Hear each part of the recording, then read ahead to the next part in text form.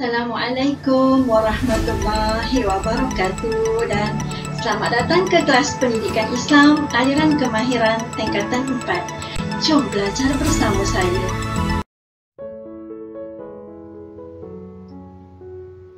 Kembara ilmu kita pada kali ini ialah pada pelajaran yang ketiga, bahagian akidah, unit 2. Tajuknya ialah perkara yang membatalkan iman. Anak-anak bolehlah rujuk di dalam buku teks masing-masing pada muka surat 51 hingga muka surat 54. Jom mengembara bersama-sama saya di dalam dunia ilmu. Anak-anak yang dikasihi sekalian, jom kita baca dan kita fahami perkara-perkara yang boleh membatalkan iman seseorang. Ada 3 cara iman boleh terbatal. Baik, apa dia? Yang pertama ialah melalui i'tiqad. I'tiqad ialah kepercayaan ataupun pegangan ataupun keyakinan yang lahir daripada dalam hati seseorang. Baik, cara yang kedua iman boleh terbatal ialah melalui perkataan. Perkataan ataupun lisan yang keluar daripada mulut seseorang. Dan yang ketiga, iman boleh terbatal melalui perbuatan ataupun amalan yang dilakukan oleh seseorang hamba Allah. Mari kita lihat satu persatu. Baik, yang pertama ialah perkara yang membatalkan iman dari sudut i'tikad. Daripada sudut i'tikad ataupun kepercayaan. Macam mana? Okey. Percaya bahawa alam ini tiada pencipta. Ataupun secara automatik dia tidak mengiktiraf ataupun tidak mempercayai kewujudan Allah Subhanahu wa Ta'ala sebagai pencipta kepada alam ini. Yang kedua, percaya agama lain lebih baik daripada Islam. Dia mengiktiraf agama lain lebih baik daripada Islam, maka terbatal imannya. Yang ketiga, tidak percaya mana-mana rukun iman dan mana-mana rukun Islam. Baik, anak-anak, rukun iman ada 6. Kalau kita tak percaya satu pun daripada rukun iman tersebut, kita tak percaya satu daripada 6 rukun iman pun sudah terbatal iman kita. Begitu juga dengan rukun Islam.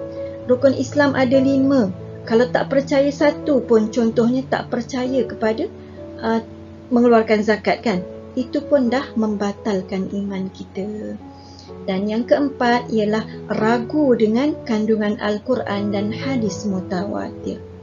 Al-Quran adalah merupakan mukjizat yang Allah Subhanahu wa Ta'ala turunkan kepada Rasulullah untuk umat Islam jadikan sebagai perlembagaan hidup. Kalau kita ragu dengan isi kandungan Al-Quran, kalau kita ragu dengan hadis mutawatir, maka terbatallah iman seseorang.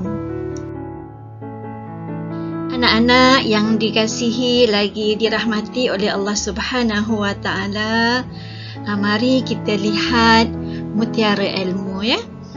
Baik, mutiara ilmu kita pada kali ini ialah berkenaan dengan maksud hadis mutawatir. Apa itu hadis mutawatir?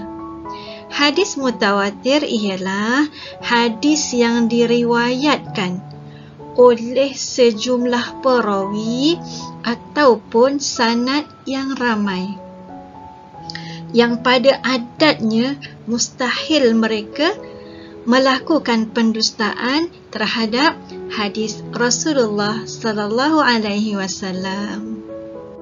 Seterusnya ialah perkara yang membatalkan iman melalui perkataan, yang keluar daripada mulut.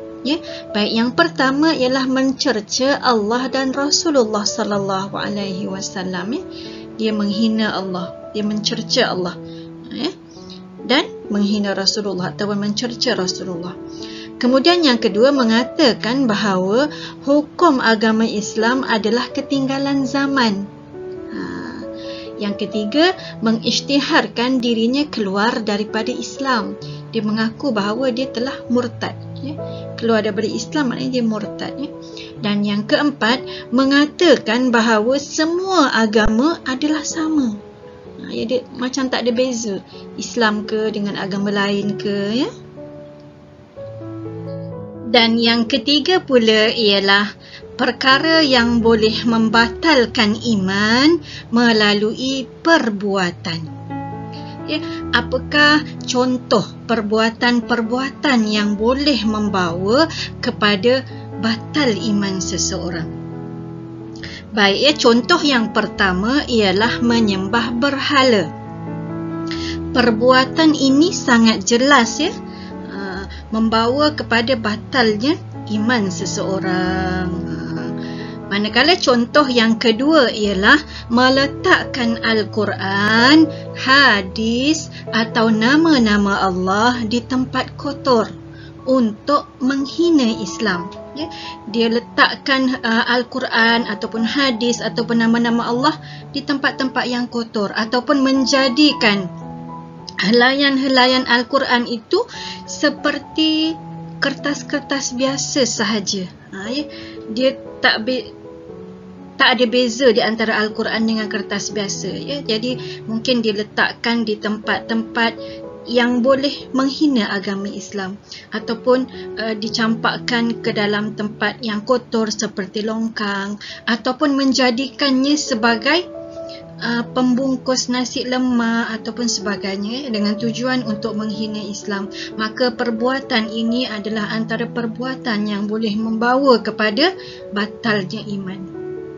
Baik, contoh yang ketiga ialah menganut agama selain Islam. Ini juga perbuatan yang sangat jelas dia telah menganut agama lain selain daripada Islam. Dan contoh yang keempat ialah mengharamkan yang halal dan menghalalkan yang haram. Ini bersalahanlah dengan apa yang Islam ajar pada kita, sebab yang Islam ajarkan kepada kita, yang halal tu tetap halal dan yang haram itu tetap haram.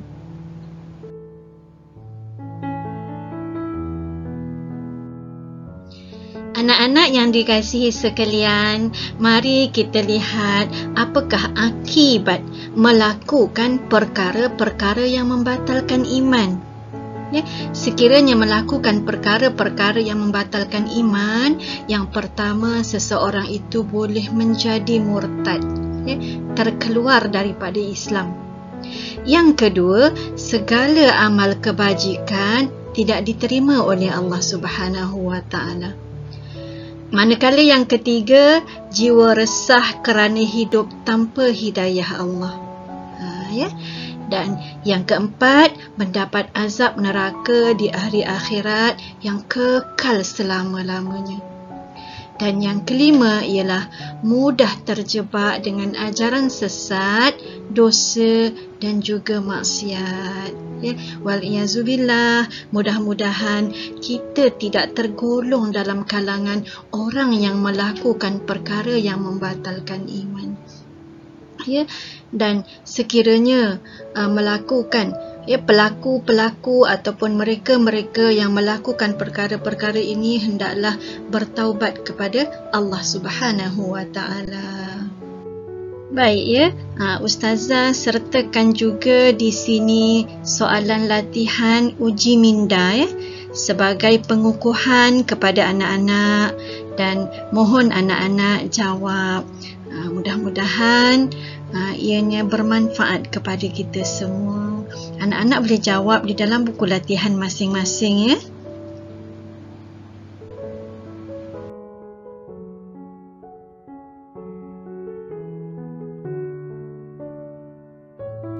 Alhamdulillah, kembara ilmu kita pada kali ini telah sampai di penghujung.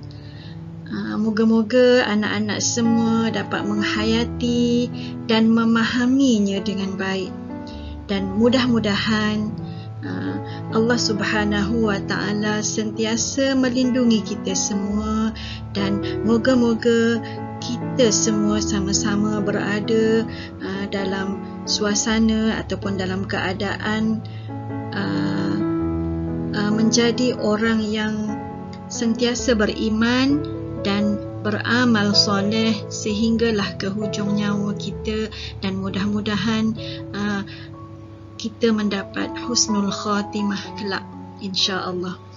Baik ya anak-anak, bersama-sama ini saya sertakan soalan kuis yang linknya saya telah letakkan di ruangan description di bawah. Mohon jawab ya.